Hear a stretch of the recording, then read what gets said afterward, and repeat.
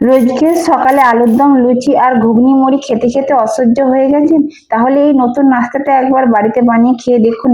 চলুন ঝটপট বানিয়ে ফেলা যাক। এক বাটি বিউলির ডালকে ভালো করে জল দিয়ে ধুয়ে জলটা ফেলে দিয়ে পরিষ্কার জল দিয়ে ভিজিয়ে রাখতে হবে 8 থেকে 10 ঘন্টা মতো। ডালটা পুরোপুরি ভিজে যাওয়ার পরে দেখুন কত সুন্দর ফুলে নরম হয়ে গেছে। চলুন এই নাস্তার জন্য একটা চাটনি বানিয়ে নেওয়া যায়। একটা কড়াইতে অল্প পরিমাণ তেল দিয়ে চিনেবাদাম আর কিছুটা নারকেল কুচি দিয়ে কিছুক্ষণ ভাজতে হবে। ভাজা ভাজা হয়ে গেলে ওর মধ্যে কড়াইয়ের ডাল আর কয়েক কুচো আদা আর কয়েকটা কড়ি পাতা আর 1 চামচ জিরে দিয়ে কিছুক্ষণ ভাজতে হবে। ভাজা হয়ে গেলে ঠান্ডা করে একটা মিক্সি জারে ঢেলে নিয়ে পরিমাণ মতো লঙ্কা কুচি, ধনে পাতা, লবণ আর কয়েক টুকরো গুড় আর অল্প পরিমাণ লেবুর রস দিয়ে চাটনির পেস্টটা বানিয়ে নিতে হবে। এরপর ফোড়নি দেওয়ার জন্য কড়াইতে 1 চামচ মতো তেল গরম করে 1 চামচ জিরে, সর্ষে, বিউলির ডাল, কড়ি পাতা আর শুকনো লঙ্কা ভেজে নিয়ে চাটনির ওপরে ঢেলে মিশিয়ে নিলেই রেডি হয়ে যাবে নারকেলের চাটনি। চলুন আগে থেকে ভিজিয়ে রাখা বিউলির ডালটাকে জল ঝরিয়ে নিয়ে একটা মিক্সি জারেতে বিনা জল দিয়ে পেস্ট করে নিতে হবে।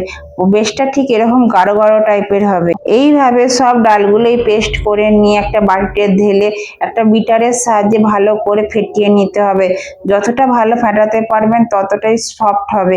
এইভাবে ফেটিয়ে নেওয়ার পর একটা বাটিতে কিছুটা পরিমাণ জল নিয়ে চেক করে দেখুন যে ব্যাটারটা জলেতে ভাসছে কিনা, তাহলে জানবেন ব্যাটারটা রেডি হয়ে গেছে। এরপর একে একে হিং, জিরে, জোয়ান, কড়ি পাতা, ধনে পাতা, আদা, লঙ্কা কুচি, কোরানো নারকেল আর অল্প পরিমাণ লবণ দিয়ে ব্যাটারটাকে ভালো করে মাখিয়ে নিতে হবে। এরপর একটা চা ছাঁকনিকে জলেতে ভালো করে ভিজিয়ে নিয়ে ব্যাটারটা উপর থেকে দিয়ে হাতের সাহায্যে গোল গোল করে একটা শেপ দিতে হবে। তারপর কড়াইতে গরম করে রাখা তেলের ওপর এইভাবে ছেড়ে দিতে হবে। একে একে এইভাবে সবগুলো ছেড়ে দেওয়ার পর উল্টে পাল্টে লো টু মিডিয়াম ফ্লেমে ভেজে তুলে নিলেই রেডি হয়ে যাবে মেন্দু বড়া। এটি অ্যাকচুয়ালি সাউথ ইন্ডিয়ান রেসিপি।